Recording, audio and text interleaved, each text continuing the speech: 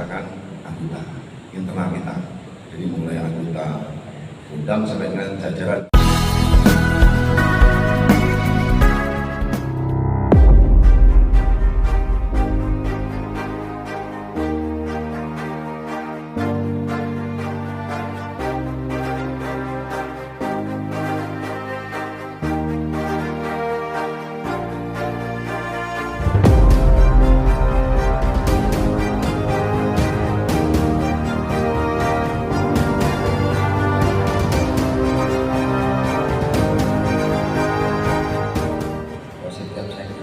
Saya masih bertatap muka dengan tripilar, di mana di situ ada Babinsa, ada Balin Kamtimas, dan ada Kepala Desa.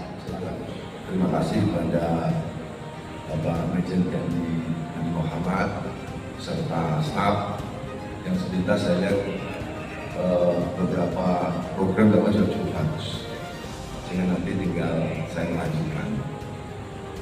Dan tentunya pada saat kemarin kita sertijab, ada beberapa hal arahan dari Bapak Kasat yang harus kita segera tindak-lanjuti.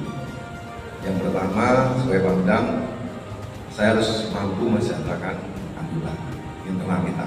Jadi mulai anggota Kodam sampai dengan jajaran Pemda bisa hadirkan Kasdam, para Danrem pun datang.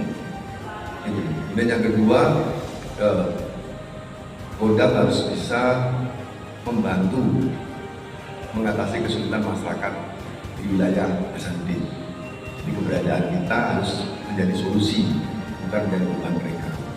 Bapak Kasat memberikan penekanan untuk kita meningkatkan ketahanan pangan, mungkin masalah menunggal air, kemudian masalah peternakan. Silakan, mana yang punya di wilayah Anda potensi bisa diberdayakan, itu untuk diberdayakan. Nanti akan kita sampaikan kepada para Danrem dan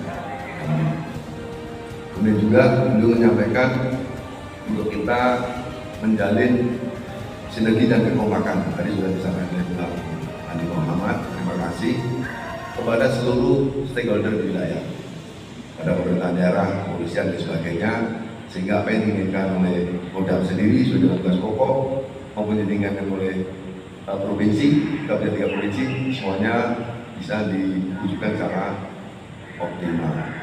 Kemudian juga beliau juga menambahkan untuk menjalin komunikasi dengan para media. Jadi nanti minta tolong teman-teman media ini, ayo sama-sama dengan kita, sama-sama dengan Kodam, mungkin bawah Kapten Kodam, untuk memberikan berita-berita yang sifatnya